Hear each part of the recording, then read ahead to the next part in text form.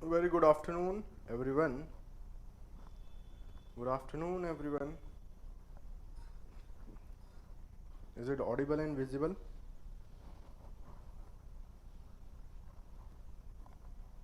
Very good afternoon, everyone.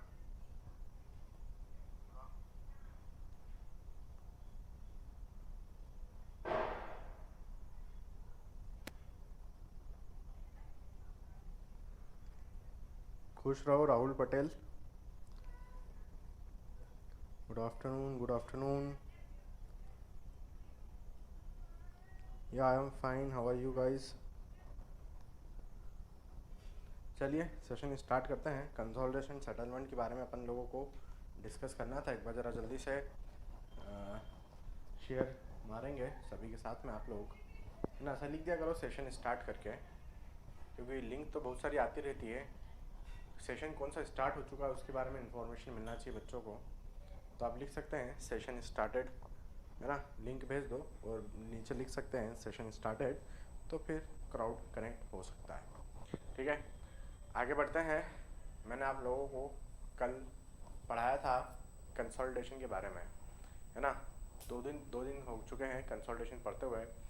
आज consolidation का last topic है, फिर उसके बाद हम लोग कंपेशन देखेंगे. कंसोलिडेशन का क्या है, आज लास्ट टॉपिक है. उसके बाद हम लोग कंपेक्शन के बारे में फिर डिस्कस करेंगे. कंसोलिडेशन का लास्ट टॉपिक है और वो ये है कि डिस्कशन हमें देखना है कंसोलिडेशन सेटलमेंट पर. डिस्कशन हम किस में देखेंगे, कंसोलिडेशन सेटलमेंट पर देखेंगे कि किस तरीके से हमारे सॉइल में यदि हम लोड लगाते हैं तो सॉइल का वॉल्यूम डिक्रीज होकर सेटलमेंट मिलता है. ऐसे सेटलमेंट को हम क्या कहते हैं, कंसोलिडेशन सेटलमेंट हम यहाँ पर कहते हैं. ठीक है, तो आइए इसके बारे में अपन लोग यहाँ पर डिस्कस करते हैं, है ना. इसके बारे में अपन यहाँ पर क्या करते हैं, डिस्कस करते हैं. तो एक मिनट,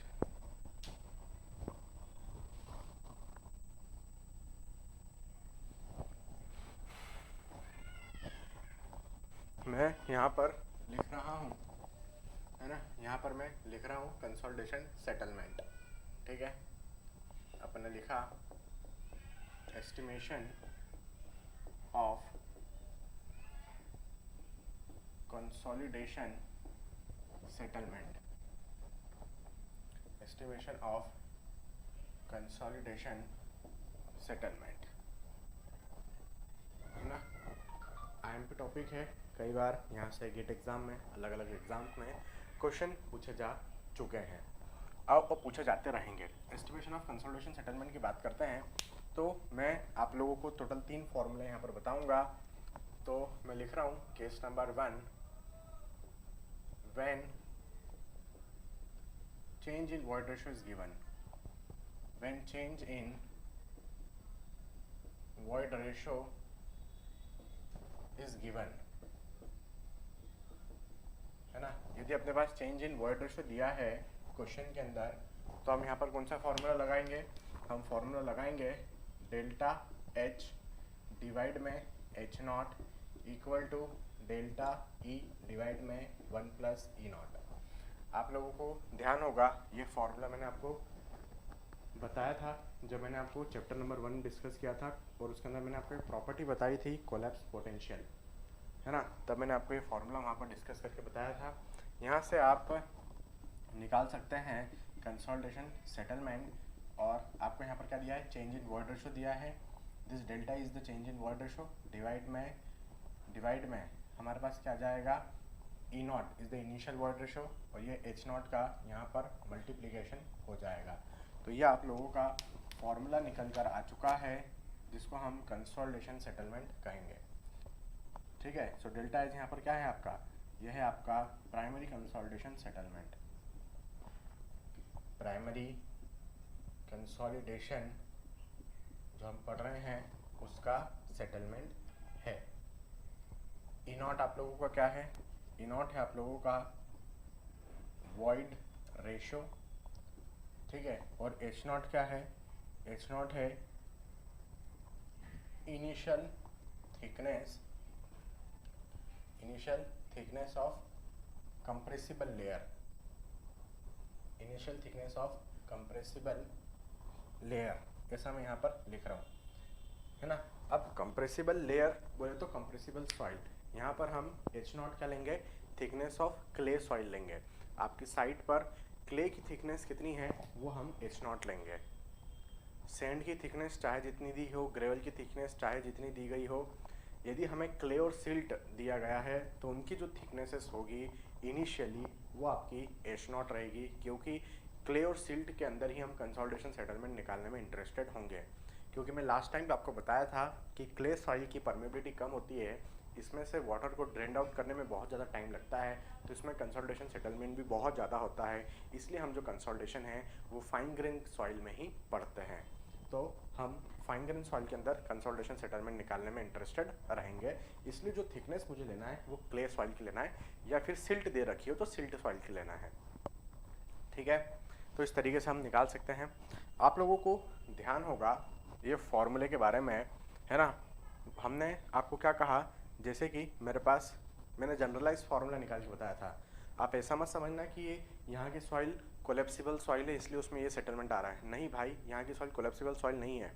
ये जो फार्मूला ये जनरलाइज फार्मूला है, जरूरी नहीं है कि ये कोलेप्स पोटेंशियल को ही शो करेगा, ठीक है। ये एक जनरलाइज फार्मूला सेटलमेंट निकालने का। क्या होता है सेटलमेंट, हमने ये फार्मूला कैसे डिराइव किया था आप लोगों को ध्यान होगा। मैंने आपको बताया था कि जैसे आपके पास कोई सॉइल है, जैसे हमारे पास कोई सॉइल है, इस सॉइल के अंदर हमने लोड लगाया। अब इस लोड लगाने के कारण एक्सेस पोर वाटर प्रेशर डेवलप होगा, प्राइमरी कंसोलिडेशन होना स्टार्ट होगा। तो जैसे जैसे एक्सेस पोर वाटर प्रेशर धीरे धीरे बाहर निकलेगा, जैसे जैसे आपका एक्सेस पोर वाटर प्रेशर धीरे धीरे क्या होगा, बाहर निकलेगा, क्या होने लगेगा, आपके सॉइल का सेटलमेंट होने लगेगा। अब आप देखिए ये जो सेटलमेंट हो रहा है, मतलब ये जो वॉल्यूम ऑफ सॉइल रिड्यूस हो रहा है, ये किसका वॉल्यूम रिड्यूस हो रहा है। मैं बोलता हूँ कि वॉल्यूम ऑफ सॉइल रिड्यूस हो रहा है, लेकिन वास्तव में किसका वॉल्यूम ऑफ रिड्यूस हो रहा है, वॉल्यूम ऑफ वॉइड्स रिड्यूस हो रहा है, क्योंकि वॉल्यूम ऑफ सॉलिड्स कभी भी चेंज नहीं होते हैं। तो वॉल्यूम ऑफ सॉइल में कोई चेंज होना, डेल्टा वी, मतलब वॉल्यूम ऑफ सॉइल में कोई चेंज होने का मतलब क्या है कि वॉल्यूम ऑफ वॉइड आपका चेंज हुआ है, ठीक है। वॉल्यूम ऑफ वॉइड में चेंज बोले तो क्या आप जानते हैं, वॉइड रेशो क्या होता है, वॉइड रेशो होता है वॉल्यूम ऑफ वॉइड डिवाइड में वॉल्यूम ऑफ सॉलिड। तो वॉल्यूम ऑफ वॉइड में चेंज होना मतलब वॉइड रेशो में चेंज होना। तो ये वॉल्यूम ऑफ वॉइड में चेंज होने को अपन क्या लिख सकते हैं, वॉइड रेशो में चेंज इनटू वीएस क्या होता है, वॉल्यूम ऑफ सॉलिड्स। तो यहाँ पर मैं लिख रहा हूँ ये आपका डेल्टा वी इक्वल टू, अब ये डेल्टा ई जो था इसको एज इट इज अपन ने यहाँ पर लिख दिया, मल्टीप्लाई में V S volume of solid. मैंने आपको रिलेशनशिप पढ़ाया है ना, उस अंदर मैंने आपको क्या फॉर्मूला बताया था वॉल्यूम ऑफ सॉलिड्स का, टोटल वॉल्यूम डिवाइड में 1 प्लस वॉइड रेशो। यहाँ पर अपन इनिशियल वॉइड रेशो ले रहे हैं इसलिए अपन ने ई नॉट लिख दिया। तो यहाँ पर अपने पास फॉर्मूला क्या आ गया, डेल्टा वी डिवाइड में V equal to delta E divide में 1 प्लस ई नॉट, ये अपने पास में फॉर्मूला आ गया। आप लोग जानते हैं इस डेल्टा वी बाय वी को मैं क्या कर सकता हूँ, ये है चेंज इन वॉल्यूम। अब मेरे को बात बताओ, मैंने आपको तरजागी वन डायमेंशनल कंसोलिडेशन थ्योरी पढ़ाया, मैंने आपको क्या पढ़ाया था, तरजागी वन डायमेंशनल कंसोलिडेशन थ्योरी। मैंने क्या कहा था, जो भी चेंजेस होंगे वो सिर्फ डेप्थ की डायरेक्शन में होंगे। एरिया क्या है, कन्फाइंड कर रखा है हमने, रिस्ट्रेन कर रखा है। आपका सॉइल सैंपल कहाँ था, स्टील वाले एक मोल्ड में था, तो सॉइल के एरिया में कोई भी चेंजेस हम मेजर नहीं कर रहे हैं, ना ही उसमें कोई चेंजेस होने दे रहे हैं, क्योंकि हमने उसको लेटरली रिस्ट्रेन करके रखा है। तो ये चेंजेस कहाँ पर हो रहे हैं, यदि ये वॉल्यूम रिड्यूस हो रहा है तो ये चेंजेस किधर आप ऑब्जर्व कर रहे हैं, डेप्थ की डायरेक्शन में। ओनली वन डायमेंशन क्या है हमारे पास, वन डायमेंशनल कंसोलिडेशन थ्योरी, मतलब ये डेप्थ को ही हम रिड्यूस करवा रहे हैं। मतलब इसका क्रॉस सेक्शनल एरिया क्या है, सेम है, मतलब एरिया इनटू चेंज क्या हो रहा है, हमारे पास डेप्थ चेंज हो रही है, मतलब सेटलमेंट आ रहा है, डेल्टा एच डिवाइड में टोटल वॉल्यूम क्या लिखेंगे, cross sectional area into initial thickness. Area में कोई चेंजेस नहीं हो रहे हैं, सिर्फ डेप्थ में चेंजेस हो रहे हैं, तो चेंज इन वॉल्यूम डिवाइड में ओरिजिनल वॉल्यूम आ गया, है ना, डेल्टा ई डिवाइड में 1 प्लस ई नॉट। ये ए क्या था, क्रॉस सेक्शनल एरिया था, तो ये ए से ये ए कैंसिल हो गया क्योंकि उसमें कोई चेंजेस नहीं आ रहे थे सेटलमेंट के कारण। तो हमारे पास फॉर्मूला क्या आ गया, डेल्टा एच डिवाइड में H not equal to delta E divide में 1 प्लस ई नॉट। ये हमारे पास यहाँ पर क्या आ चुका है, आपका ये फॉर्मूला निकल कर आ चुका है। यही हमारा क्या है यहाँ पर मेन इक्वेशन है। ये अपने आप में क्या है, एक बहुत इंपॉर्टेंट इक्वेशन है। इसको मैं बोल देता हूँ, यह इक्वेशन मैंने यहाँ पर लिखा, यहाँ से डेल्टा एच की वैल्यू निकाल ली, कितनी आ गई, delta E divide by 1 plus E naught into H not. तो इसको मैं बोल देता हूँ, ये है मेरा इक्वेशन नंबर 1। इसको मैं यहाँ पर क्या लिख रहा हूँ, this is my equation number 1 है। क्लियर है यहाँ तक की बात? यदि आपकी ये क्या है, इक्वेशन नंबर 1 है ना। अब इस इक्वेशन नंबर 1 का यूज़ करते हुए मैं अदर 2 इक्वेशंस और डिराइव कर सकता हूँ। तो ये तो केस नंबर 1 था, जब आपको चेंज इन वॉइड रेशो दे रखा हो क्वेश्चन में, तो आप ये फॉर्मूला डायरेक्टली लगा सकते हैं। अपन आगे बढ़ते हैं, है ना, अपन आगे बढ़ते हैं और मैं आपको एक और तरीका यहाँ पर बताता हूँ। केस नंबर 2 लेते हैं अपन। क्या बोल रहा हूँ मैं आपको, आप केस नंबर 2 देखिए, और वो क्या है, when CC is given, when CC is given। अब CC क्या है, आप लोग भलीभांति परिचित है इस CC से। CC क्या होता है, CC होता है कंप्रेशन इंडेक्स। ये मैंने कैसे निकाला था, ये मैंने सेमी लॉग स्केल पर निकाल रखा था। यदि CC is given है तो ऐसी कंडीशन में अपन यहाँ पर क्या कर लेंगे, अपन अपना सेटलमेंट का फॉर्मूला मार देंगे। क्या होता है फॉर्मूला, हमने जो इक्वेशन नंबर 1 डिराइव किया ना, मैं उसी का यूज़ करूँगा। पहले देखो CC क्या होता है, CC होता है आपका change in void ratio divide में log base 10 of sigma bar naught plus delta sigma bar divide में सिग्मा बार नॉट। ये फॉर्मूला होता है अपने पास में, यही होता है अपने पास में कंप्रेशन इंडेक्स का फॉर्मूला। सेमी लॉग स्केल पर मैंने निकाला था।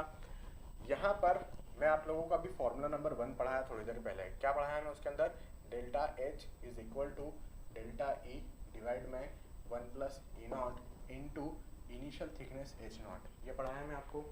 मैं बोल रहा हूँ आप लोगों को कि क्या मैं यहाँ से डेल्टा ई का वैल्यू निकाल कर इस जगह पर पुट कर दूँ।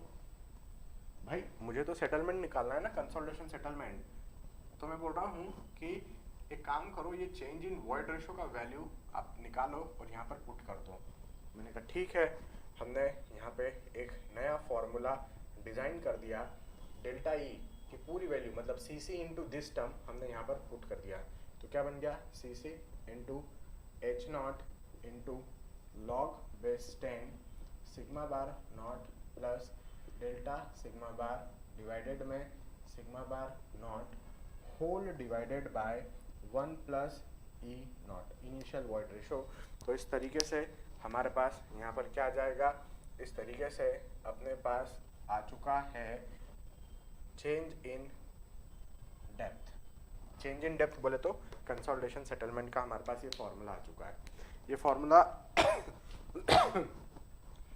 फॉर्मूला कब यूज़ कर लोगे, ये फॉर्मूला आप तब यूज़ करेंगे जब आपके पास क्या दिया हो क्वेश्चन में, CC कंप्रेशन इंडेक्स की वैल्यू दे रखी है, तब आप ये लगा सकते हैं। उसके बाद मैं आपको बताऊं कि भैया नेक्स्ट एक और केस देखते हैं, और वो है सपोज आपका केस नंबर 3 है ना। ये लास्ट केस है ना। केस नंबर 3 देखते हैं, है ना। केस नंबर 3 क्या है, केस नंबर 3 है व्हेन MV is given। आपको क्वेश्चन में क्या दे रखा है, आपको क्वेश्चन में MV क्या होता है, कोफिशिएंट ऑफ वॉल्यूम कंप्रेसिबिलिटी होता है। ऐसा मैंने आप लोगों को पढ़ाया था जब मैंने लास्ट क्लास में आपको तरजागी 1 डायमेंशन कंसोलिडेशन थ्योरी पढ़ाई थी। So MV is the change in the volume compressibility coefficient, है ना। MV मतलब it's a volume compressibility coefficient. अब यदि ये MV दिया है which is equal to AV divide में 1 प्लस ई नॉट। MV क्या होता है, MV होता है AV डिवाइड में 1 प्लस ई नॉट। यदि मुझे ये MV दिया है क्वेश्चन में तो मैं कैसे करूँगा, तो पहले देखो MV के बारे में अपन देखते हैं। MV क्या होता है, MV होता है AV डिवाइड में 1 प्लस ई नॉट। ये AV क्या है, AV है आपका कोफिशिएंट ऑफ कंप्रेसिबिलिटी, और इसकी वैल्यू क्या होती है, change in void ratio divide में चेंज इन इफेक्टिव स्ट्रेस। ये होता है AV, और ये 1 प्लस ई नॉट जो था वो मैंने यहाँ पर लिख दिया। मैं आप लोगों को ये बोल रहा हूँ कि मेरे पास फॉर्मूला क्या है, मेरे पास फॉर्मूला MV का आ गया। MV का फॉर्मूला क्या आ गया मेरे पास, MV का फॉर्मूला आ चुका है डेल्टा E डिवाइड में 1 प्लस ई नॉट इंटू डेल्टा ई डिवाइड में 1 प्लस ई naught into delta sigma bar, ये मेरे पास फॉर्मूला आ गया एम वी का। क्लियर है अपनी यहाँ तक की बात? ओ सॉरी, नीचे है इंटू 1 डिवाइड में डेल्टा सिग्मा बार, ये हमारे पास फॉर्मूला यहाँ पर रेडी है एम वी का। मैंने कहा ठीक है भाई, यदि ये एम वी का फॉर्मूला है तो मैंने वापस से ये जो इक्वेशन मैंने यहाँ पर डिराइव किया था, equation number 1 delta E bye 1 plus E not H not, तो इसको अपन देखते हैं। अपन ने कहा, हमने अभी थोड़ी देर पहले डिराइव किया delta H equal to delta E divide में 1 प्लस ई नॉट इंटू एच नॉट, ये हमने डिराइव किया। तो यहाँ से डेल्टा ई डिवाइड में 1 प्लस ई नॉट, ये पूरा वैल्यू उठा के मैं यहाँ पर रख दूँ तो मेरे पास डेल्टा एच का इक्वेशन आ जाएगा कंसोलिडेशन सेटलमेंट निकालने के लिए। क्या बनेगा यहाँ से डेल्टा ई डिवाइड में 1 प्लस ई नॉट का वैल्यू, ये बन जाएगा आपका एम वी इंटू ये जो डेल्टा सिग्मा बार है यहाँ इसके मल्टीप्लीकेशन में आ जाएगा और ये इसका पूरा वैल्यू बन जाएगा। तो वैल्यू बन जाएगा यहाँ पर M V into delta sigma bar into H naught. ये हमारे पास क्या आ चुका है, यहाँ पर इसका एक्सप्रेशन आ चुका है कंसोलिडेशन सेटलमेंट निकालने के लिए। ये क्या हो गया है, इक्वेशन आ गया कंसोलिडेशन सेटलमेंट निकालने के लिए। तो मैं अभी आपको क्या बताया थोड़ी देर पहले, इक्वेशन नंबर 1 बताया, ये है आपका इक्वेशन नंबर 2, ये है आपका यहाँ पर इक्वेशन नंबर 3। ठीक है, ये 3 इक्वेशन है अपने पास में, इन 3 इक्वेशन का आप यूज़ कर सकते हैं। एक बार देखिए, है ना, एक बार यहाँ पर देखेंगे कि भैया अपन ने टॉपिक स्टार्ट किया था कंसोलिडेशन सेटलमेंट, तो मैंने आपको फॉर्मूला नंबर 1 बताया। ये कब यूज़ कर सकते हैं, जब आपके पास change in void ratio directly question में दे दिया गया हो, तब आप ये वाला फॉर्मूला यूज़ कर लो।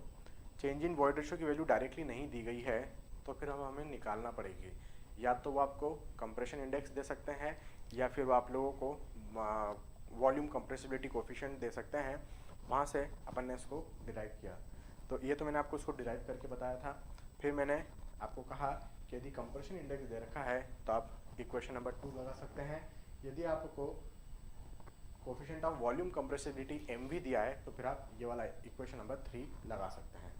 ठीक है, तो ये पूरा पिक्चर आपकी नज़रों के सामने है, आप इसको नोट करिए। मैं बोर्ड नंबर 1 तब तक रब कर देता हूँ। मैं क्या कर रहा हूँ, बोर्ड नंबर 1 यहाँ पर रब कर रहा हूँ।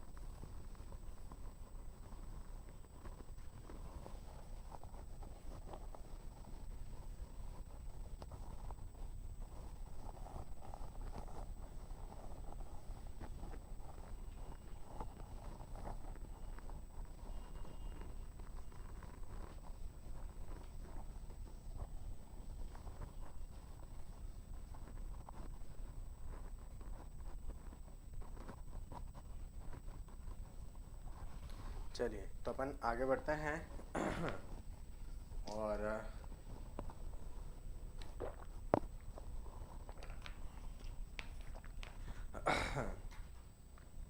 देखते हैं। जैसे कि मैंने आपको कहा, है ना, जैसे कि मैंने आपको कहा कि हमें यहाँ पर मैंने आपको फॉर्मूला क्या लिखाया, मैंने आपको भी एक फॉर्मूला क्या लिखाया, मैंने एक फॉर्मूला लिखवाया आपको कि आपका जो डेल्टा एच है वो क्या होता है। जैसे कंप्रेशन इंडेक्स की बात करें, in the terms of compression index, C C H naught log base 10 sigma bar naught plus delta sigma bar divide में sigma bar naught whole divided में आपका क्या हो जाएगा 1 प्लस ई नॉट। ये आप लोगों का क्या है यहाँ पर फॉर्मूला है कंसोलिडेशन सेटलमेंट निकालने के लिए। अब इसमें सी सी क्या है, सी सी है आप लोगों का कंप्रेशन इंडेक्स, एच नॉट क्या है, initial thickness of compressible layer, E not क्या है, इनिशियल वॉइड रेशो, ये सब आपको पता है। ये तीन चीज़ें सी C, H not, E not, ये तीन चीज़ें आपको पता है। आपको जो चीज़ पता नहीं है वो है सिग्मा बार नॉट और डेल्टा सिग्मा बार, इसके मीनिंग आपको समझना होंगे। तो यहाँ पर मैं लिख रहा हूँ आपका सिग्मा बार नॉट क्या है। सिग्मा बार नॉट है आप लोगों के इफेक्टिव ओवरबर्डन प्रेशर है ना, at the mid depth, overburden pressure up to the mid depth of compressible layer, mid depth of compressible soil या कंप्रेसिबल लेयर आप लिख सकते हैं। क्या मीनिंग होता है इसका, मैं आपको बोल रहा हूँ हमें जो सेटलमेंट निकालना है, भाई मैं बोल रहा हूँ कि आपकी क्ले की जो थिकनेस है वो इतनी है, आपकी क्ले सॉइल की जो थिकनेस है वो इतनी है, तो ये थिकनेस क्या हो गई आपकी एच नॉट हो गई। अब यदि क्ले सॉइल की थिकनेस इतनी है तो आप सेटलमेंट कहाँ निकालोगे, टॉप लेयर पे निकालोगे या बॉटम लेयर पे निकालोगे। तो मैं बोल रहा हूँ कि ना तो हम टॉप लेयर में निकालेंगे ना बॉटम लेयर पे निकालेंगे, हम मिडिल लेयर पर निकालेंगे। हमें जो कंसोलिडेशन सेटलमेंट निकाल रहे हैं ये कहाँ पर निकालेंगे, मिडिल लेयर पर निकालेंगे। सॉइल की थिकनेस यदि 5 मीटर है तो हम 2.5 मीटर लेवल पर कंसोलिडेशन सेटलमेंट निकालेंगे मिडिल लेयर पर। अब जितने भी अदर पैरामीटर्स होंगे वो हम मिडिल लेयर पर ही मेजर करेंगे। इसलिए मैंने कहा कि आपका जो सिग्मा बार नॉट है वो कहाँ तक होना चाहिए, ग्राउंड सरफेस से कंप्रेसिबल लेयर के मिड डेप्थ तक होना चाहिए। In the same way delta sigma bar चीज़ क्या है, अभी मैं बताता हूँ एक एग्जांपल लेकर। ये जो डेल्टा सिग्मा बार है ये है आप लोगों का एडिशनल, ये आप लोगों का एडिशनल अप्लाइड सरचार्ज और इफेक्टिव स्ट्रेस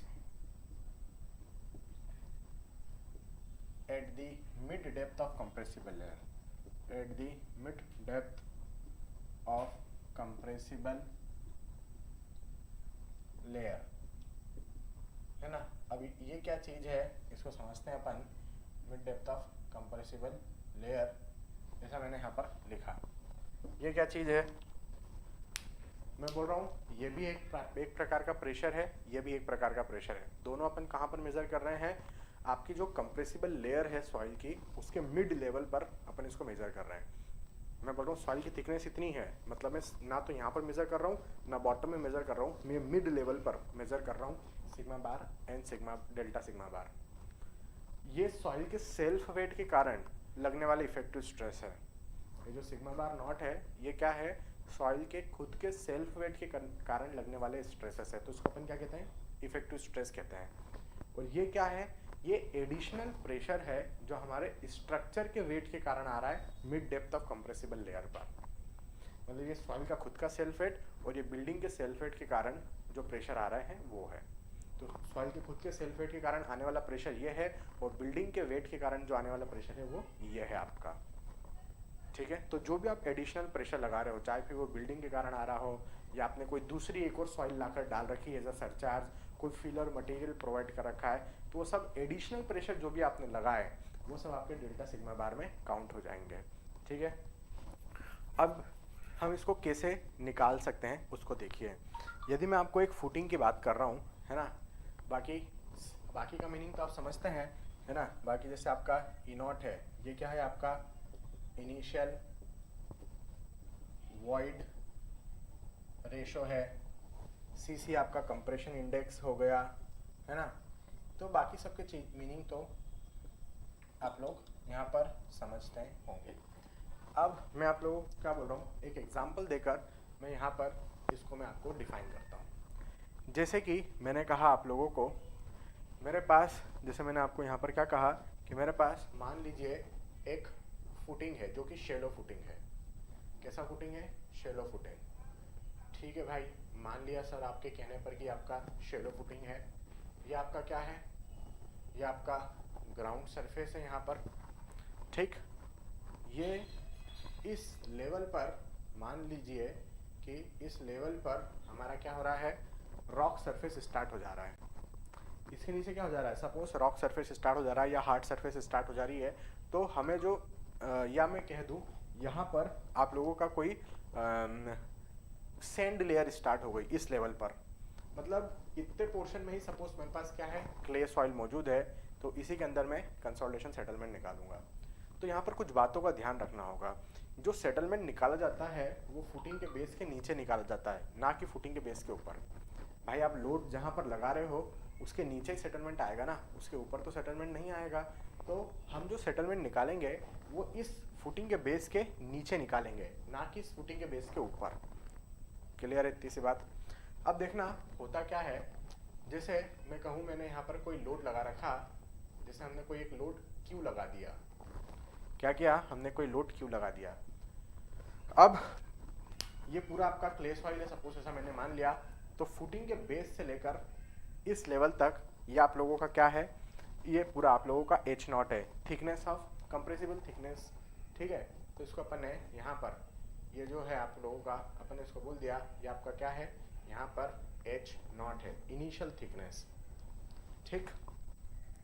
ये क्या है आपका H0 है, इनिशियल थिकनेस, फुटिंग के बेस के नीचे इतना सॉइल कंप्रेस हो सकता है, ठीक है। अब यहाँ से सपोज सैंडी सॉइल चालू हो गए तो अपन उसको तो कंसिडर नहीं करेंगे क्योंकि उसमें हम नहीं निकालेंगे, या रॉक सरफेस चालू हो गया या हार्ड सरफेस चालू हो गया तो फिर मुझे उससे कोई मतलब नहीं है। मुझे तो ये देखना है कि मेरी जो थिकनेस ऑफ सॉइल है जिसमें सेटलमेंट आएगा below the base of footing वो H0 है। तो इस फॉर्मूले में जो H0 चाहिए था मुझे, ये H0 ये मुझे मिल गया यहाँ पर। अब मैं बोल रहा हूँ ये आपकी थिकनेस हो गई H0। अब सेटलमेंट कहाँ निकालोगे, यहाँ यहाँ यहाँ यहाँ यहाँ यहाँ यहाँ यहाँ कहाँ निकालोगे, तो मैं बोल रहा हूँ मिडिल लेयर पर हम निकालेंगे। मैंने कहा ठीक है, तो ये अपन ने क्या बना दिया, एक मिडिल लेयर यहाँ पर अपन ने बना लिया। तो ये मिडिल लेयर आपने बनाया, तो ये कितने नीचे बनाया, H0 के हाफ पर। सो ये हो गया आप लोगों का H0/2। ये क्या हो गया आप लोगों का H0/2 यहाँ पर हो गया। क्लियर। अब अपने को लोड डिस्पर्शन करना है। आपने ये लोड लगा रखा है तो ये क्या होगा, डिस्ट्रीब्यूट होगा। तो देखो ये लोड क्या हो रहा है, कुछ इस तरीके से डिस्ट्रीब्यूट होना चालू किया, डिस्ट्रीब्यूट हुआ ये लोड। हम लोड डिस्पर्शन कहाँ तक ले रहे हैं, ये मिड लेवल तक ही ले रहे हैं। क्यों, क्योंकि इसी जगह पर मैं सेटलमेंट निकालना चाहता हूँ। मैं यदि सेटलमेंट यहाँ निकालना चाहता तो लोड डिस्पर्शन यहाँ तक लेता, यहाँ निकालना चाहता तो यहाँ तक लेता। मुझे जो लोड सेटलमेंट चाहिए वो मिडिल लेयर पर चाहिए ऑफ द कंप्रेसिबल लेयर में। तो ये पूरा कंप्रेसिबल लेयर है, बेस ऑफ द फुटिंग से लेकर यहाँ तक ये पूरा क्ले है, ऐसा मैं मान रहा हूँ, इसलिए इसकी थिकनेस H0 हो गई। इसका मिड डेप्थ निकाला H0/2 और वहाँ तक अपन ने लोड डिस्पर्शन कर दिया। अब ये कितने स्लोप पर किया, तो इसकी जानकारी आपको होना चाहिए। ये जो स्लोप है यहाँ पर डिस्पर्शन का, वो मुझे रिकमेंड किया गया है। यहाँ पर यदि आप वर्टिकल में क्या बोल रहा हूँ, यदि वर्टिकल में 2 वर्टिकल चलते हैं तो आपको 1 हॉरिजॉन्टल चलना पड़ेगा। आपका स्लोप कितना है, 2 वर्टिकल इज टू 1 हॉरिजॉन्टल, ये आपका स्लोप है।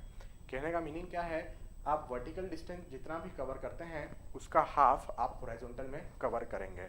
ये है आपका यहाँ पर स्लोप। मैंने कहा ठीक है मुझे मान लेने दीजिए कि ये क्या है, आपके फुटिंग का विड्थ है। This is the width of your footing.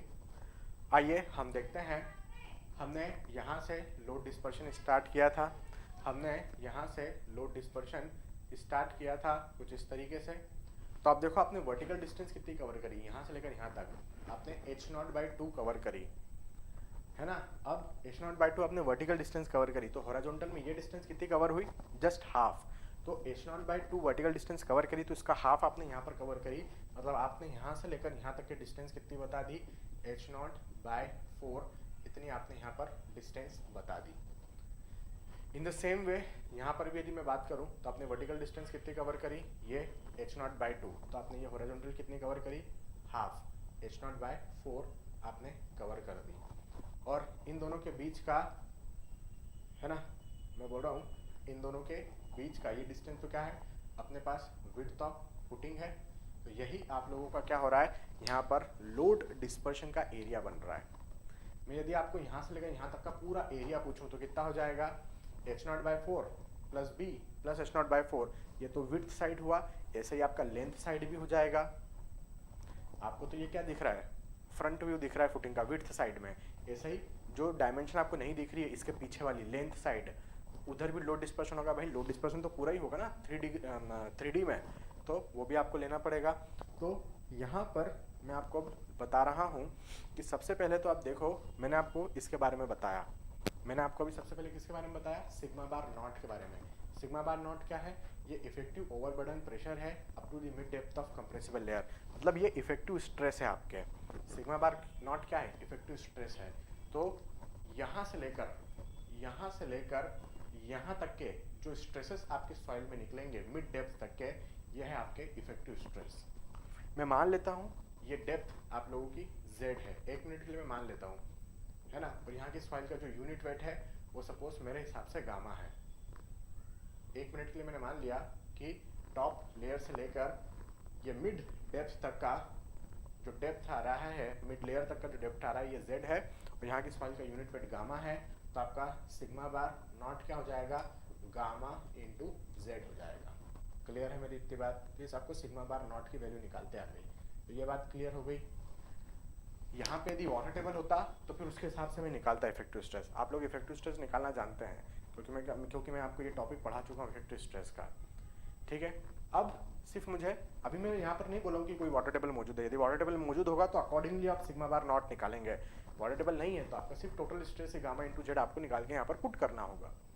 अब मैं आपको यहाँ पर क्या बता रहा हूँ, डेल्टा सिग्मा बार बताता हूँ कि डेल्टा सिग्मा बार कैसे निकालते हैं। तो डेल्टा सिग्मा बार क्या मैंने आपको बताया, डेल्टा सिग्मा बार है एडिशनल अप्लाइड सरचार्ज या फिर additional applied effective stress eight the mid depth of compressible layer.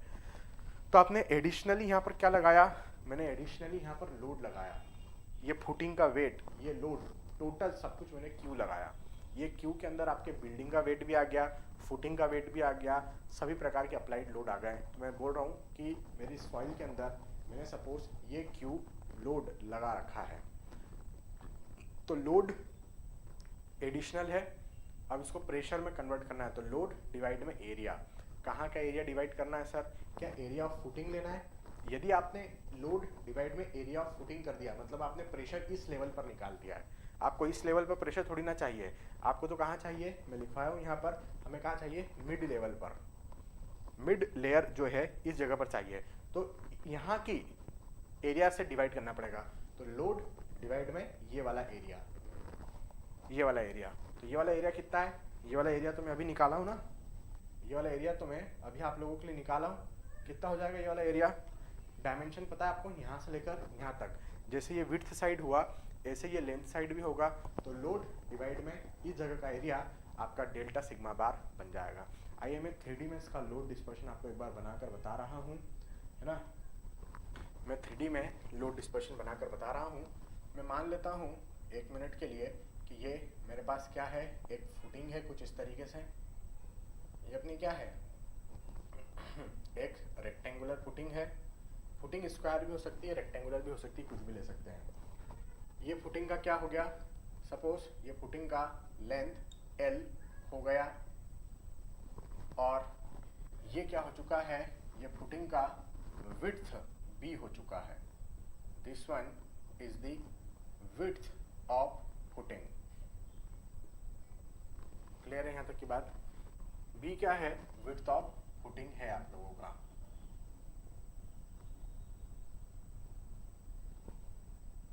ठीक, अब अपन ने लोड डिस्पर्शन स्टार्ट किया। तो लोड डिस्पर्शन हमने देखा, ये लोड डिस्पर्शन हुआ आप लोगों के सॉइल में। ये आप लोगों का लोड डिस्पर्शन का क्या बन गया, एरिया बन गया। यहाँ पर लोड डिस्पर्शन का ये क्या बना, एरिया बना। समझ में आ रही मेरी बात। तो लोड डिस्पर्शन का ये एरिया आप लोगों को यहाँ पर नजर आ रहा होगा कुछ इस तरीके से। तो कितना लोड डिस्पर्शन का एरिया बना, तो ध्यान से यदि हम देखें तो मैंने कहा ये आप कितना हाइट चले थे, ये हाइट कितना आप चले थे, मिड लेयर पर ले रहे थे ना। सो ये हाइट थी आपकी h0/2 का, ध्यान आ रहा है, अभी मैं इस फिगर में बताया था। तो ये हाइट यदि h0/2 थी तो ये आप कितना चल लिए थे, ये हॉरिजॉन्टल में h0/4 आप चले थे। इधर से भी हॉरिजॉन्टल में आप कितना चले, h0/4 आप चले। और ये विड्थ ऑफ द फुटिंग आपको यहाँ पर नजर आ रही थी, this is the width of footing B। In the same वे यहाँ पर भी यदि मैं देखूँ तो अब इधर ये लेंथ आ गई, तो ये आपका क्या हो गया, ये आपका आप कितनी चले h0/2 वर्टिकली, तो हॉरिजॉन्टली आप कितना चलती है h0/4। इन द सेम वे यहाँ पर भी आपको कितना दिख रहा है, ये हॉरिजॉन्टल h0/4 दिख रहा होगा, और ये पोर्शन आपका क्या है, लेंथ है, तो ये आप लोगों का यहाँ पर लेंथ ऑफ फुटिंग L आ गया। तो आप लोगों को पिक्चर क्लियर हो रही है। लोड डिस्पर्शन, यदि मैं आपको फुटिंग का एरिया पूछूं तो फुटिंग का एरिया क्या होगा, B इंटू एल होगा, लेकिन मैं लोड डिस्पर्शन के बाद ये जो फ्रस्टम बनता है, फ्रस्टम ऑफ बेस है ना, उसका एरिया पूछूं तो कितना हो जाएगा, दिस इंटू दिस। जैसे L इंटू बी होता है वैसे दिस इंटू दिस हो जाएगा। तो यहाँ पर ये डायमेंशन कितनी बन रही है, ये डायमेंशन आपका बन रहा है B प्लस h0/2 का, इतना ही बन रहा है h0/4, h0/4 plus h0/4, h0/2 हो गया, और ये b यहाँ पर मैंने ऐसा लिख दिया। इन द सेम वे यहाँ पर लेंथ साइड में क्या हो जाएगा, L प्लस h0/2 हो जाएगा। तो कुछ इस तरीके से हमारे पास ये भी आ गया। बस अब अपन ने यहाँ पर क्या लिख दिया, अपन ने यहाँ पर लिख दिया डेल्टा सिग्मा बार, अपन यहाँ पर क्या लिख दिया, डेल्टा सिग्मा बार लिख दिया। और डेल्टा सिग्मा बार कितना हो गया, आपका जो लोड आ रहा था Q, भाई इस जगह पे आपका लोड लग रहा था ना, आपका क्या लग रहा था, फुटिंग के CG पर हमने पॉइंट लोड Q लगा रखा था, तो क्या हो जाएगा, लोड Q डिवाइड में एरिया, दिस इनटू दिस। तो अपन ने यहाँ पर एरिया, यहाँ पर अपन ने एरिया के लिए क्या कर दिया, B plus h0/2 width into length, L plus h0/2, ऐसा अपन यहाँ पर लिख दिया। ये आपका कब हुआ, ये आपका तब हुआ जब आपके पास रेक्टेंगुलर फुटिंग था, जब आपके पास क्या था, रेक्टेंगुलर फुटिंग था। अब यदि मैं बोल रहा हूँ है ना, ये मैंने लिखा रेक्टेंगुलर फुटिंग में, रेक्टेंगुलर फुटिंग के लिए मैंने ऐसा लिखा। यदि मैं आपको कहूँ कि सपोज मेरे पास स्क्वायर फुटिंग है, तो उसमें क्या बन जाएगा, डेल्टा सिग्मा बार जो एडिशनल प्रेशर आ रहा है मिड डेप्थ पर, वो हो जाएगा B प्लस h0/2 का होल, ये B क्या बन, L क्या बन जाएगा, B बन जाएगा, तो B प्लस h0/2 तो इसका क्या हो जाएगा, स्क्वायर। तो ये हमारा प्रेशर बन जाएगा डेल्टा सिग्मा बार। ये कब हुआ, ये स्क्वायर फुटिंग के केस में हमें देखने को मिलेगा। कब देखने को मिलेगा, स्क्वायर फुटिंग के केस में। यहाँ पर मैं लिखता हूँ स्क्वायर फुटिंग, क्लियर। तो ये थी हमारे पास कंसोलिडेशन सेटलमेंट को डिस्कस करने का तरीका। समझ में आ रहा है सभी को, ठीक है। ये थी हमारे पास कंसोलिडेशन। तो मैं एक बार यहाँ पर आपको बता दिया हूँ कुछ इस तरीके से, है ना। ये पूरा हम लोगों ने देख लिया कि इस फॉर्मूले में पुट करने के लिए हमें जो जो डेटा चाहिए वो हम यहाँ से डायरेक्टली निकाल सकते हैं, ठीक है। तो ये पूरा आप नोट कर सकते हैं, नोट कर लीजिए। फिर यहाँ पर आपका कंसोलिडेशन वाला टॉपिक क्या होता है, पूरी तरीके से क्या हो जाता है, कंसोलिडेशन वाला टॉपिक पूरी तरीके से ख़त्म हो जाता है। अब मैं यहाँ पर आप लोगों के साथ में डिस्कस करता हूँ, है ना। मैं यहाँ पर आप लोगों के साथ में डिस्कस करता हूँ एक क्वेश्चन के बेसिस पर अपन इसको यहाँ पर देखते हैं कि क्या हो रहा होगा।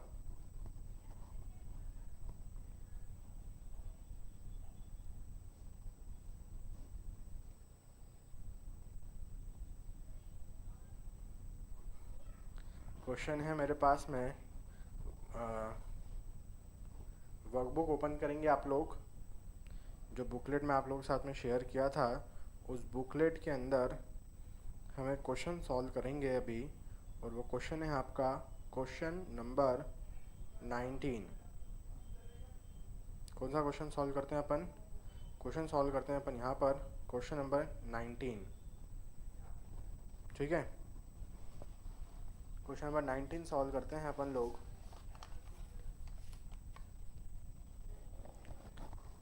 मिड डेप्थ पर क्ले में इसलिए निकाल रहे हैं अपन लोग सेटलमेंट, है ना।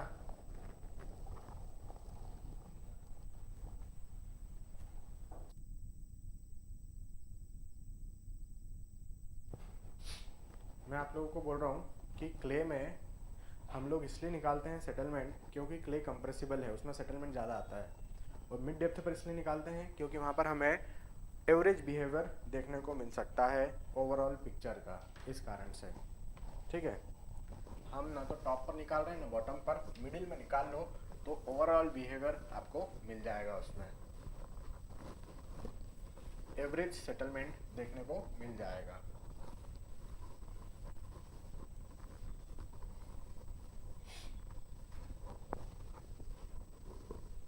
क्वेश्चन नंबर 19 देखते हैं हम हमारी बुकलेट का। इस क्वेश्चन नंबर 19 के दो पार्ट है। इस क्वेश्चन नंबर 19 के क्या है, हमारे पास दो पार्ट है, part A and part B.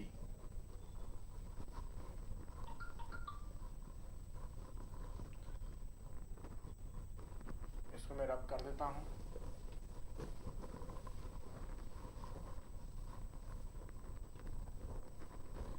अब आप डायरेक्ट फॉर्मूला यूज़ नहीं करेंगे क्वेश्चन नंबर 19 को सॉल्व करने में, क्योंकि ये फॉर्मूला मैंने कब डिराइव किया, जब मैंने पूरी सॉइल को क्ले मान रखा था, तब मैंने ये सॉल्व किया है। लेकिन क्वेश्चन नंबर 19 में पूरा सॉइल क्ले नहीं है, कुछ पोर्शन तक सैंड अवेलेबल है, फिर क्ले अवेलेबल है, तो आप उस हिसाब से फिर यहाँ पर डिस्ट्रीब्यूशन करेंगे। तो आप ये डायरेक्ट फार्मूला यूज़ मत करिए, आप जो प्रोसेस में बताया हूँ, लोड डिस्पर्शन करना है mid depth of clay layer तक, वो वाले स्टेप्स का फॉलो करेंगे, आपका आंसर बिल्कुल सही आ जाएगा। तो ये फार्मूला स्पेशली उस केस के लिए निकाला गया है जब आपके पास पूरा यूनिफॉर्म क्ले डिपॉजिट अवेलेबल है फ्रॉम द ग्राउंड सरफेस से लेकर बॉटम तक, उस केस में ये फार्मूला वैलिड है। अभी जो क्वेश्चन दिया गया है 19 हमारी बुकलेट का, उस क्वेश्चन नंबर 19 में टॉप के कुछ पोर्शन तक सैंड अवेलेबल है, फिर क्ले अवेलेबल है, इसलिए मैं आप लोगों को बोल रहा हूँ कि वहाँ पर आप मैनुअली मूव करिए, मतलब जो प्रोसीजर में बताया लोड डिस्पर्शन का उसको फॉलो करिए, आपका आंसर बिल्कुल सही आएगा। अभी हम लोग सॉल्व करेंगे, आप लोग का फिगर वगैरह बनाकर रेडी रखिए, क्वेश्चन रीड करके रखिए, ठीक है। तो यहाँ पर अपन देख लेते हैं, ठीक है, अपन यहाँ पर देखते हैं।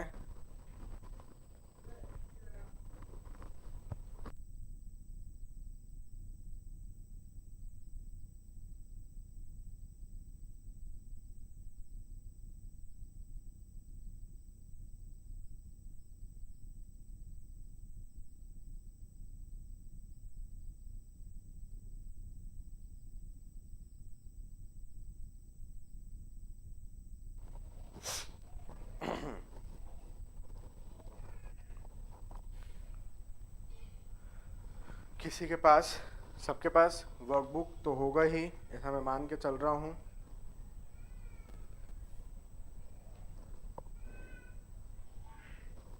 वर्कबुक जिनके पास नहीं है उनके लिए मैं यहाँ पर शेयर कर दे रहा हूँ।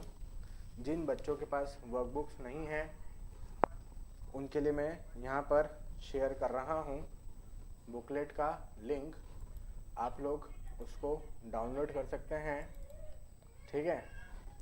उसको आप क्या कर लेंगे, यहाँ पर डाउनलोड कर लेंगे।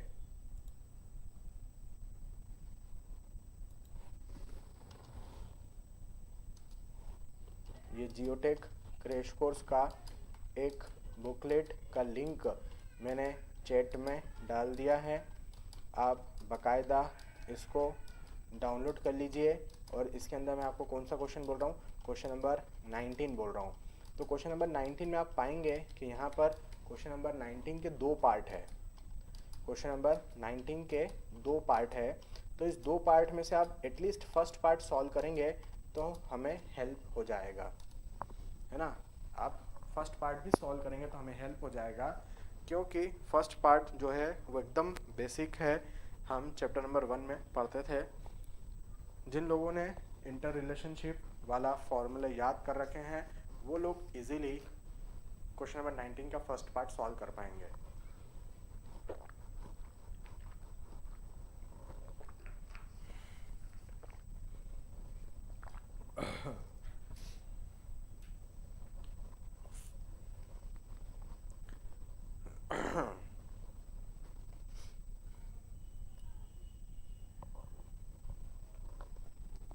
चलिए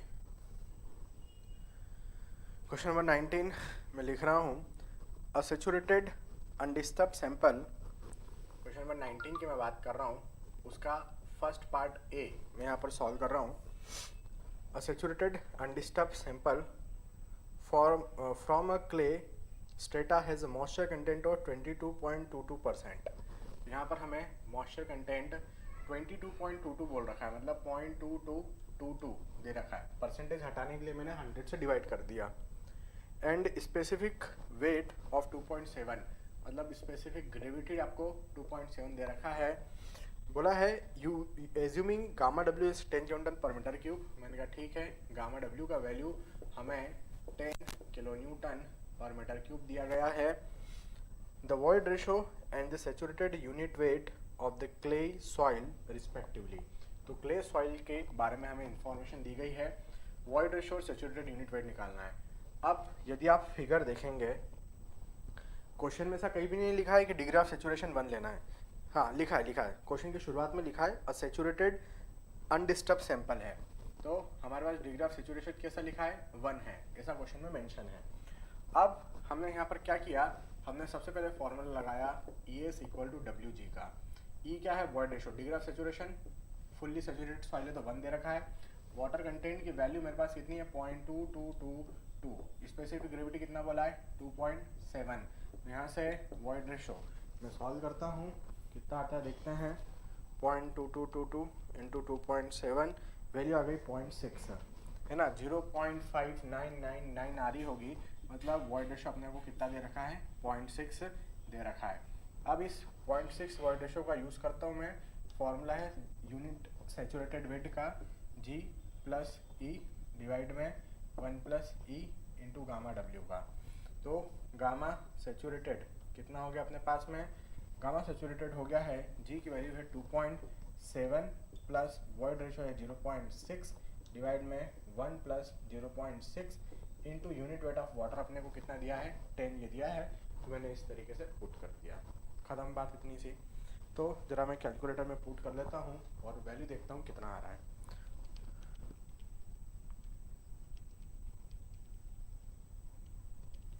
20.625 आ रहा है, यस 20.625। तो आपका आंसर क्या बन गया, ऑप्शन नंबर सी बन गया।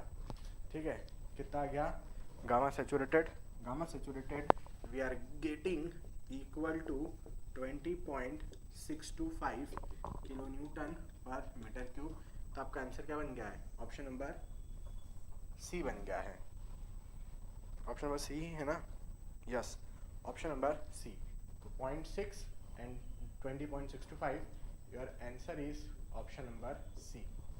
आगे बढ़ते हैं अपन लोग, है ना। ये अपना क्वेश्चन नंबर 19 का फर्स्ट पार्ट सॉल्व हो चुका है। अब इसका सेकंड पार्ट अपन यहाँ पर सॉल्व करते हैं। आइए सेकंड पार्ट की तरफ अपन मूव करें। सेकंड पार्ट में मुझे तो पहले फुटिंग दे रखी है, तो फुटिंग का डायग्राम वगैरह अपन यहाँ पर बना लेते हैं जल्दी से। तो क्या बोल रहा है फुटिंग में कि इस टाइप का कोई एक फुटिंग है अपने पास। इस फुटिंग का ये हमने बेस बना लिया, ये आप लोगों का ग्राउंड सरफेस अपन ने इधर शो कर दिया। इस पर लोड भी 200 किलो न्यूटन का अपन ने शो कर दिया। ये पकड़ा अपन ने 200 किलो न्यूटन का एक लोड, ठीक है। उसके बाद है ना, उसके बाद उन्होंने क्या बोला कि फुटिंग के बेस से 1 मीटर नीचे तक कुछ इस तरीके से, यहाँ तक अपने पास क्या है, यहाँ तक सैचुरेटेड सैंड है, वाटर टेबल यहाँ पर एकदम ग्राउंड सरफेस पर, मतलब पूरी सॉइल सैचुरेटेड रहेगी। तो ये आपका क्या है, यहाँ पर ये आपका पूरी तरीके से सैंड अवेलेबल है। मैंने कहा ठीक है। ये डिस्टेंस कितना है, ये वाला ये 1 मीटर है, और ये वाला भी अपने पास में कितना है 1 मीटर दिया है। So this distance is 1 metre, this distance is 1 metre. पूरा यहाँ से लेकर यहाँ तक का ये क्या है आपका सैंड है। मैंने कहा ठीक है भाई, सैंड है ना, तो इसका यूनिट वेट तो दिया होगा। तो आपको इस जगह का जो यूनिट वेट दिया है गामा सैचुरेटेड कितना दिया है क्वेश्चन में, 18 किलो न्यूटन पर मीटर क्यूब। फिगर में देखेंगे आपको दिखेगा 18 दे रखा है, 18 किलो न्यूटन पर मीटर क्यूब में। मैंने कहा ठीक है बेटा। अब इसके 1 मीटर नीचे, तो ये अपन ने 1 मीटर नीचे की और बात कर ली। ये आपका क्या है, हम 1 मीटर और नीचे आ गए। इसके 1 मीटर नीचे हमें क्या देखने को मिल रहा है, इसके 1 मीटर नीचे हमारे पास क्ले सॉइल अवेलेबल है। कैसी सॉइल अवेलेबल है, क्ले सॉइल। इसको मैं इधर बता देता हूँ थोड़ा सा, इसको अपन और इधर ले चलते हैं, इसको अपन और इधर ले चलते हैं। ये आपकी क्या है, 1 मीटर तक कौन सी सॉइल है, क्ले सॉइल यहाँ पर अपनी पूरी ये मौजूद है। स्टिफ कंप्रेशन इंडेक्स दिया हुआ है, मतलब सीसी दे रखा है, मतलब कोई भी ऐसी सॉइल दी गई है। कंप्रेशन इंडेक्स अपन किस में निकालते हैं, कंप्रेशन इंडेक्स हम उस सॉइल में निकालते हैं जो कंप्रेसिबल होती है। तो उन्होंने कंप्रेशन इंडेक्स यहाँ की सॉइल का दे रखा है, मतलब मैं समझ गया ये मेरी क्या है, कंप्रेसिबल सॉइल है। यदि मेरी कंप्रेसिबल सॉइल है तो ये मेरे पास क्या आ गया, H0 आ गया। अब आप देखो H0 की वैल्यू कितनी हो गई, 1 मीटर हो गई, क्योंकि ये H0 कितना था, इस 1 मीटर के बराबर था। अब ये आपका जो क्ले सॉइल है, इस क्ले सॉइल का यूनिट वेट अभी मैंने निकाला 20.625 क्वेश्चन में दिया गया है। यहाँ का वॉइड रेशियो भी 0.6 मुझे पता है। मेरे पास तो फॉर्मूला क्या है, मेरे पास फॉर्मूला है delta H is equal to, मैंने कहा था जब भी आपको कंप्रेशन इंडेक्स दिख जाए क्वेश्चन में तो ये वाला फॉर्मूला लगा देना, CC H0 log base 10 sigma bar naught plus delta sigma bar divided में sigma bar naught whole divided में 1 प्लस E नॉट। ये अपना यहाँ पर क्या है, फॉर्मूला है। अब इसमें अपने को वैल्यूज पुट करना है। मैंने कहा ठीक है पुट कर देते हैं, कोई दिक्कत वाली बात नहीं है मेरे लिए। सीसी कंप्रेशन इंडेक्स की वैल्यू क्वेश्चन में यहाँ पर लिखी हुई है 0.4, तो सीसी की वैल्यू मैंने 0.4 यहाँ पे पुट कर दी। H0 इनिशियल थिकनेस है 1 मीटर, ये अपन ने 1 मीटर रख दिया। Log base 10 sigma bar naught plus delta sigma bar, ये अभी मुझे निकालना बाकी है। ये मेरे पास कुछ भी नहीं है, ना तो सिग्मा बार है ना sigma bar naught, delta sigma bar है। डिवाइड में 1 plus void ratio, initial void ratio यहाँ की क्ले सॉइल का, ना कि सैंडी सॉइल का। तो क्ले सॉइल का वॉइड रेशो मैं अभी निकाला आप लोगों के लिए, कितना निकाला 0.6। तो ये 0.6 उठा के मैं यहाँ पर पुट कर रहा हूँ, सो 0.6 अपन ने यहाँ पर पुट कर दिया। अब मुझे सिर्फ क्या चाहिए, ये वैल्यूज़ यहाँ पर पुट करने के लिए चाहिए। मैंने कहा ठीक है निकालते हैं, मैंने कहा ठीक है अपन निकालते हैं। तो ये वाला मैं हटा रहा हूँ यहाँ से, है ना, ये वाला अपन यहाँ से हटा देते हैं।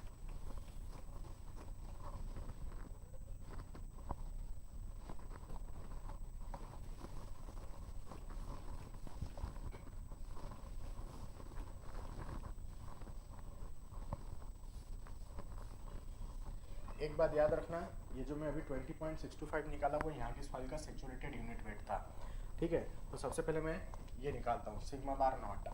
कैसे निकलेगा, sigma bar naught equal to, पहले टोटल स्ट्रेस निकाल लें। कहाँ पर निकालोगे ये मिड डेप्थ पर अपन निकालेंगे। ये कंप्रेसिबल लेयर है, उसकी मिड डेप्थ पे अपन सब काम करेंगे। तो अपने को जो इफेक्ट सिग्मा बार नॉट निकालना है वो यहाँ से लेकर यहाँ तक का निकालना है ना। तो ये 2 मीटर तक तो अपने पास 18 है, सो 18 × 2 प्लस यहाँ से लेकर यहाँ तक ये कितना डिस्टेंस हो गया, ये टोटल था 1 मीटर, तो ये हाफ अपना कितना हो गया 0.5 मीटर हो गया है, ठीक है। तो यहाँ का यूनिट वेट कितना है क्ले सॉइल में, अभी मैं निकाला था 20.625, सो 20.625 × 0.5, ये क्या हो गया टोटल स्ट्रेस। इसमें से पोर वाटर प्रेशर माइनस कर दूँ तो वाटर टेबल तो अपना पूरा यहाँ तक मौजूद है, तो यहाँ से लेकर यहाँ तक टोटल आपका आ जाएगा 1 + 1 + 0.5।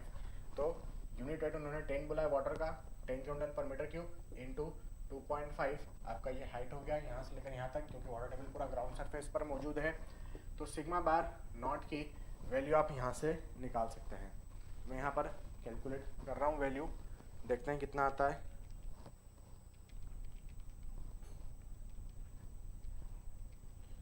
वैल्यू आ रहा है 21.3125 किलो न्यूटन पर मीटर स्क्वायर में। ये आपका डेल्टा सिग्मा बार नॉट आ गया। एक बार कमेंट करके बताओ यही आ रहा है क्या, एक बार आपकी वैल्यू बताओ यही निकल रही है क्या, कोई कैलकुलेशन मिस्टेक नहीं होना चाहिए अपने साइड से।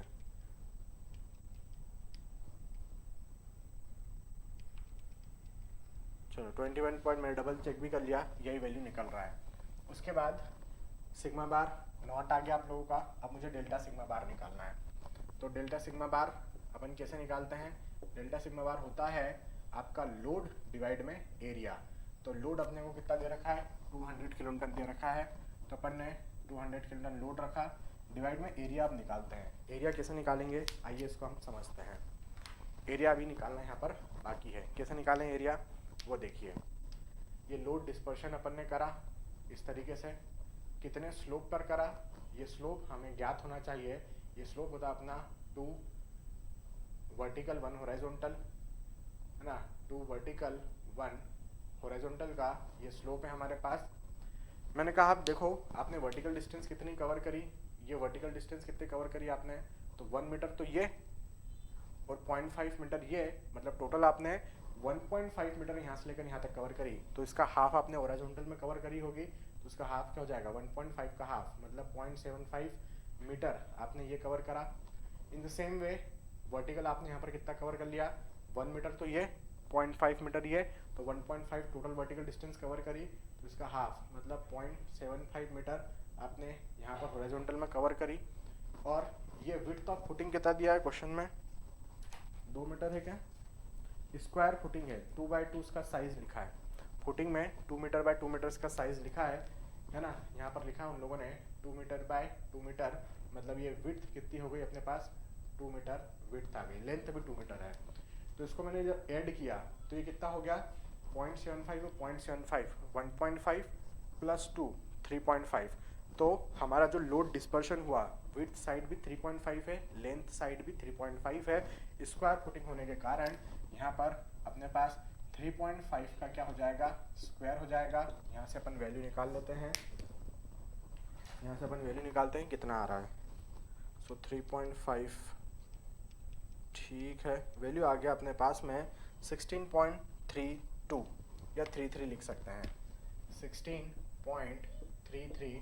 तो अपने पास डेल्टा सिग्मा बार भी आ चुका है 16.33 किलो न्यूटन पर मीटर स्क्वायर में। डेल्टा सिग्मा बार एक बार जैसे ही निकला, बस अब अपन ने क्या किया, एक बार मैं और चेक मार लेता हूँ, 200 डिवाइड में 3.5 का स्क्वायर, तो 16.33 यहाँ पर किलो न्यूटन पर मीटर स्क्वायर में वैल्यूज आ चुकी है। अब इसको मैं क्या कर देता हूँ, मेरे पास सिग्मा बार नॉट भी आ गया, मुझे डेल्टा सिग्मा बार भी निकालते आ गया। अब अपन इसको यहाँ पर पुट करते हैं इस पूरे इक्वेशन में। तो सिग्मा बार नॉट कितना निकला, 21.3125 प्लस डेल्टा सिग्मा बार कितना निकला, 16.33, तो 16.33 निकला डिवाइडेड में 21 sigma bar not 21.3125 bracket close कर दिया, डिवाइडेड में 1 प्लस वर्ड रेशो अपन ने ऑलरेडी लिख रखा था। यहाँ से आप लोगों को डेल्टा एच मिलेगा और वो कितना मिलेगा, मीटर में मिलेगा, है ना, मीटर में मिलना चाहिए।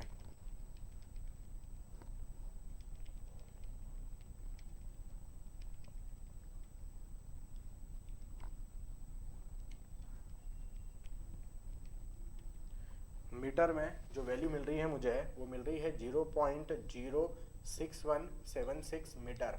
इसको आप किस में कन्वर्ट कर देंगे, एमएम में, 1000 का मल्टीप्लाई करेंगे 61.76 mm। एक बार आंसर चेक करेंगे, हाँ एक बार इसका आंसर चेक करते हैं कितना आ रहा है। 4 ऑप्शन दे रखे हैं, 61.76 मेरा आ रहा है, ऑप्शन में दे रखा है 61.75, ऑप्शन नंबर बी बिल्कुल सही है, एकदम एक्यूरेट आंसर निकला है अपना। और ये आपका यहाँ पर फाइनल आंसर बन चुका है ऑप्शन नंबर बी के लिए, है ना। तो इसमें मैं लिख देता हूँ, your answer is option number B. यहाँ पर आपका कंसोलिडेशन वाला टॉपिक क्या होता है, पूरी तरीके से कंप्लीट होता है।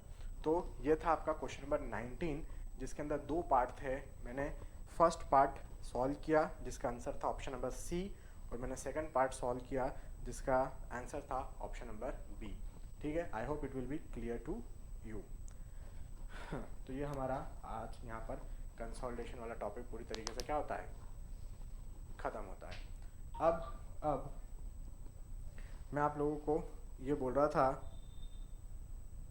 है ना, अब मैं आप लोगों को क्या बोल रहा था, मैं आप लोगों को ये बोल रहा था, क्या आप लोग मुझे क्वेश्चन नंबर 17 का आंसर बताओगे क्या एक बार, all of you. Hello my dear friends, question number 17 का एक बार आंसर बताओगे क्या जल्दी से, फिर मैं सेशन क्लोज कर दूंगा। मैं सेशन क्या कर दूंगा, इसके बाद क्लोज कर दूंगा। जल्दी से क्वेश्चन नंबर 17 सॉल्व करेंगे। मैं आप लोगों को क्वेश्चन नंबर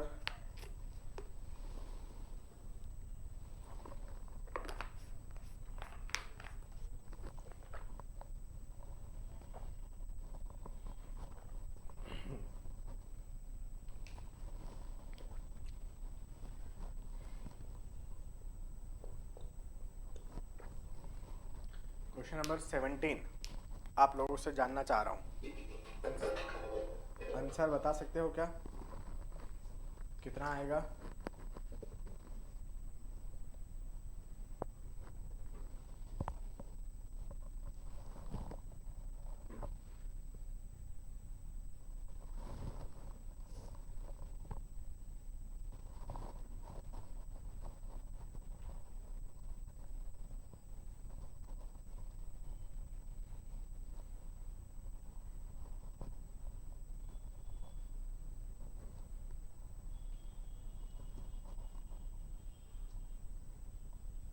क्वेश्चन नंबर 17 बताएंगे एक बार जल्दी से कितना आ रहा है?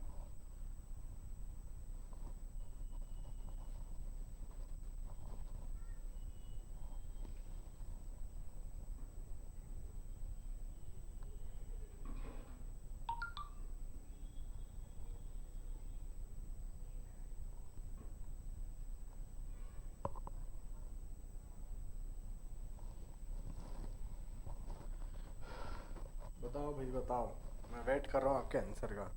मैं जब तक गिवन डेटा एटलीस्ट लिख के रखता हूँ। क्या बात है, सबसे पहला आंसर मुझे यहाँ पर मिला है शशांक साठे की तरफ से। उसके बाद आकांक्षा ने दिया, उसके बाद साजिद अली ने दिया, फिर उसके बाद बिंगा ने दिया। 3 डेसिमल तक दिया जा सकता है। शशांक साठे ने सबसे पहले आंसर दिया, वेरी गुड बेटा।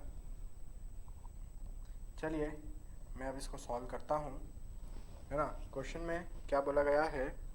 क्वेश्चन में बोला गया है कि इफेक्टिव स्ट्रेस जो दे रखे हैं सिग्मा बार नॉट, उसके वैल्यू हमें कितनी दे दी? 175 किलो पास्कल यहाँ पर दे रखा है। उसके बाद जो वॉइड रेशो है इनिशियल, वो कितने दे दिए? 1.1 दे दिया। इफेक्टिव स्ट्रेस में हमने इंक्रीमेंट दिया, तो sigma bar naught plus delta sigma bar कितना आ गया? 300 किलो पास्कल आ गया। और हमारे पास इनिशियल वॉइड रेशो कितना, जैसे इफेक्टिव स्ट्रेस में इंक्रीमेंट दिया तो वॉइड रेशो 1.1 से डिक्रीज होकर कितना हो गया? 0.9 रह गया।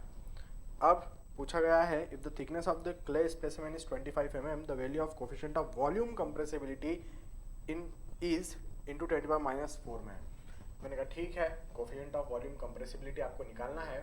यहाँ से मुझे ये बताओ सबसे पहले कि mv का फॉर्मूला क्या है? सर mv होता है av डिवाइड में 1 प्लस ई नॉट।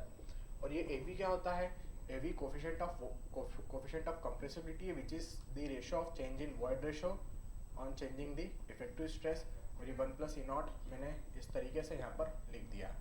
वैल्यूज यदि आप चाहें तो मैं पुट करता हूँ। चेंज इन वॉइड रेशो कितना दिख रहा है? पहले 1.1 था, फिर वो 0.9 हो गया, तो मैंने लिख दिया पहले 1.1 था, फिर बाद में वो 0.9 हो गया। ये आपका चेंज इन वॉइड रेशो आ गया। चेंज इन इफेक्टिव स्ट्रेस पहले ये 175 था, फिर वो 300 हो गया, तो वैल्यू अपने को पॉजिटिव लेना है। हाँ, तो पहले 3 मतलब जो इंक्रीमेंट हुआ वो 300 में से 175 को अपन ने माइनस कर दिया। ये इफेक्टिव स्ट्रेस में चेंज आ गए अपने पास में। 1 प्लस इनिशियल वॉइड रेशो अपने को लिखना है, सो 1 plus E naught is the initial void ratio कितना है? 1.1 है, तो अपन ने 1.1 यहाँ पर रखा, तो अपने पास mv आ चुका है।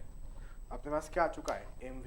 मैं एक बार कैलकुलेट करता हूँ कैलकुलेटर में कि कितना वैल्यू आ रहा है।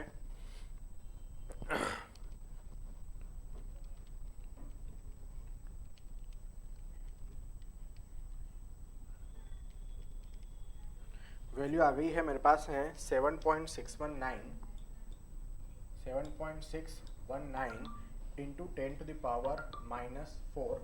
यूनिट क्या होती है? मीटर स्क्वायर पर किलो न्यूटन होती है। आप लोग देखेंगे क्वेश्चन में इतना आंसर ऑलरेडी दिया गया है, इतना पोर्शन ऑलरेडी क्वेश्चन में लिख दिया गया है 10⁻⁻⁴ मीटर स्क्वायर पर किलो न्यूटन में। तो आपका आंसर वाला पार्ट जो बनेगा वो कितना बनेगा, आपको सिर्फ ये इतना सा डेटा देना होगा, है ना, 7.619 का। क्लियर है? तो यही आपका यहाँ पर क्या होगा, सही आंसर होगा। क्वेश्चन में हालांकि दे दिया जाएगा कि आपको कितने डेसिमल तक आंसर देना है, 1 डेसिमल प्लेस तक, 2 डेसिमल प्लेस तक या 3 डेसिमल प्लेस तक, ऐसा क्वेश्चन में दे दिया जाता है। जिन क्वेश्चंस में नहीं दिया जाए डेसिमल प्लेस के बारे में इंफॉर्मेशन, वहाँ पर आप एटलीस्ट 3 डेसिमल तक आंसर दे सकते हैं, कोई प्रॉब्लम वाली बात नहीं होगा। आप 3 डेसिमल तक अपना आंसर दे सकते हैं ऐसे केसेस में। क्लियर है? तो ये था आपका क्वेश्चन नंबर 17। तो आज की क्लास को यहीं पर स्टॉप करते हैं। नेक्स्ट क्लास में अपन नया टॉपिक कंपैक्शन लेकर स्टार्ट करेंगे और भी कुछ नई चीज़ें अपन देखेंगे। ठीक है? तो सेशन को आज के लिए अपन यहीं पर स्टॉप करते हैं। आशा करता हूँ यू एंजॉयड टुडेज सेशन। फिर अपन नेक्स्ट क्लास में इसके आगे का और डिस्कस करेंगे। ठीक है? Bye bye, thank you so much.